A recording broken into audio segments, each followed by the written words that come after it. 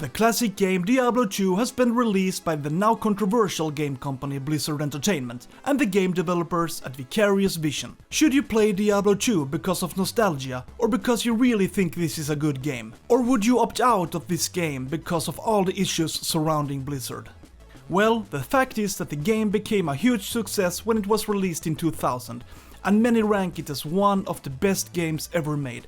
Sure, Blizzard has certainly focused on creating remakes or remastered versions of various IPs, with mixed results. Warcraft 3 became Warcraft 3 Reforged, and the criticism was quite extensive. PC Gamer wrote, "Blizzard screwed up. What should have been a celebration of a beloved strategy game has somehow become the lowest user-rated game on Metacritic. With a user score of 0.6 out of 10, one has to judge the game as extremely unpopular and a failure for Blizzard. However, classic World of Warcraft became a huge hit, perhaps aroused by popular streamers and a strong desire to relive what once was. And the servers were initially full of hungry players. Some servers had queue times that made you go to bed, wake up and hope you were logged in. Anyway, it is time for the next nostalgia kick, or remaster if you will. Diablo 2 has become Diablo 2 Resurrected, and the question is what is different? Well, the absolute biggest difference is that the game is no longer exclusive to the PC. It is now also available for consoles, such as the Nintendo Switch. If you want to buy this game, there are two versions to choose from. Partly Diablo 2 Resurrected, which costs $40, or a deluxe variant that includes Diablo 3. It's called Prime Evil Collection and costs $60. The game can only be purchased digitally, so there is no physical version of the game. This review is based on how the game performs on the Switch, so let's dive into Diablo 2 Resurrected. This game has been played by millions of people worldwide, and the question is not necessarily how Diablo 2 works, but rather what is new. But if you have never played a Diablo game before, I can say that the game is an action role-playing hack-and-slash kind of game. You can choose from 7 different classes, and there is the option to choose characters that focus on melee or ranged combat. The game consists of 5 unique acts, where you get through lush areas, deserts, the jungle, hell, and the last act where you deal with the game's main enemy. Each class has its own skill tree that allows you to fine-tune how you really want to play. Since Diablo 2 has a level up system, you get a skill point at each new level. This can then be spent and make your character stronger and more competent. The cool thing about the skill tree is that you're nobody from the beginning, but the skill tree allows you to become somebody.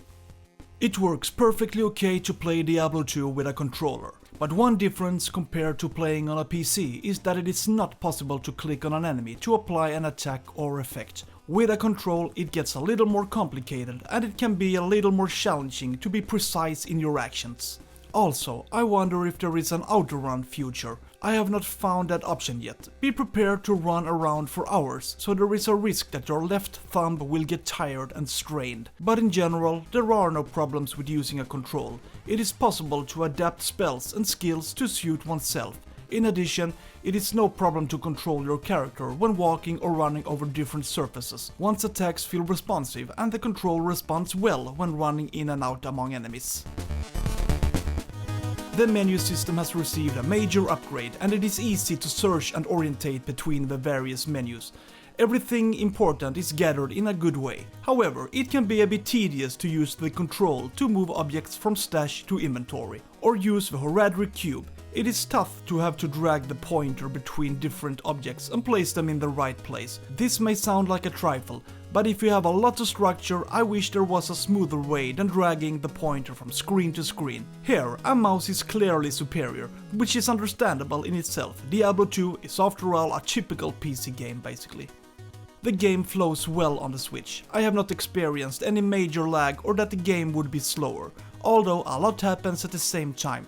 The screen is filled with graphic effects, hordes of enemies or occasionally lots of objects. I feel that the game is quite smooth on the Switch. The graphics have received a major upgrade.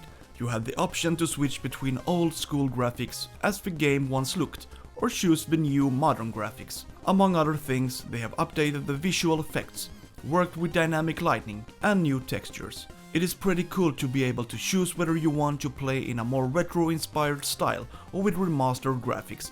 and maybe it is a proof of how much more advanced games have become over the years. It is like an instant time machine to be able to move 20 years into the future with a push of a button and see how realistic and beautiful a game can become. It works great to play the game alone, to explore the world at your own pace and choose your own path, but it is possible to collaborate 8 players at the same time. Unfortunately, this is not possible on the Nintendo Switch. There, the limit has been set to a maximum of 4 players. For some gamers, this may be disappointing if you prefer to play with a large gang that runs across the plains and slaughter enemies. The question is whether there will be a change in the future. Only time will tell. One of the big changes this time is something called cross-progression.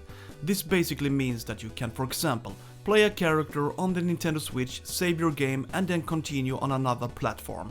This seems fun if you want to test how the game works on PC, Mac and console, but be prepared that it will cost. Let's say you want the game for all platforms. Well, it will cost you hundreds of dollars. Of course, it would have been appreciated if you could buy a single license that connects all platforms, but that is not the case. Something that may have long been perceived as a dilemma has been the limited space. During your journey you will find lots of gear, charms, runes, weapons, potions and other necessary things. Unfortunately, it has previously been very easy to fill up your inventory, but the problem is now solved. The stash size has been expanded from 6x8 to 10x10 squares. Or this has become this. In addition, you can now easily send things between your own characters, which gives you even more space to work with. The enemies are the same as they always have been. Sure, it's fun to see all the monsters with the upgraded graphics, but do not expect any surprises in terms of gameplay. And that is one of the developers' main points, to create a game that alludes to the classic experience, but with a modern touch. Rakanichu, fallen shamans, great mummies are all back and ready to be slaughtered. However, it is also fun to see the bosses. Blizzard has really done a good job of making them look good. In the name of truth, Diablo 2 is not a 5-minute game. The question is whether even 50 hours is enough. Rather, depending on how you choose to play the game, it may take 500 hours or even more. The game is so incredibly extensive. If you want to level up to the max level and find the best gear, well, then you have to grind hard and for a very long time. You may need to run the same boss over and over again in the hopes that the right loot will drop. Sometimes you're lucky, sometimes not, but it takes a lot of patience and willpower. This game may not be suitable for everyone, especially if you feel that you have played the game before or are done with it. You probably know what to expect even though the game has been modernized. Or perhaps if you're waiting for Diablo 4, which was announced a while ago, but the fact remains, Diablo 2 Resurrected is a lively remastered version of a game released 20 years ago.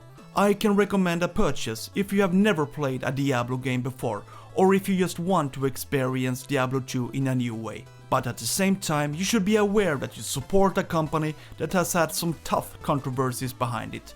Please subscribe to my channel for more reviews and other content. Have a good day, bye.